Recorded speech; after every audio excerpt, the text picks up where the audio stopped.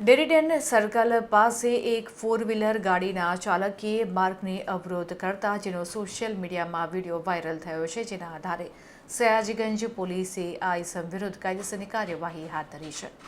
Social મીડિયામાં viral થયેલા video, જેમાં ડેરીડેન સર્કલ પાસે માર્ગ અવરોધ કરતા ઇસમને વાહન સાથે પકડી પાડીને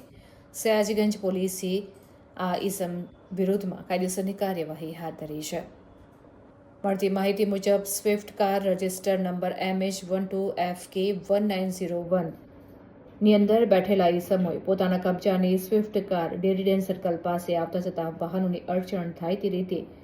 પાર્ક કરી હતી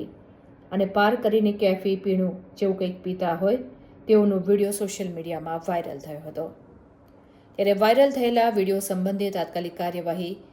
હાથ ધરવામાં આવતા વિડીયોમાં બતાવવામાં આવેલ સ્વિફ્ટ કાર, જેનો રજિસ્ટર નંબર MH12FK1901ના ચાલકની શોધી કાઢી પકડી પાડી તેની વિરુદ્ધમાં કાયદેસરની કાર્યવાહી હાથ ધરવામાં આવી છે.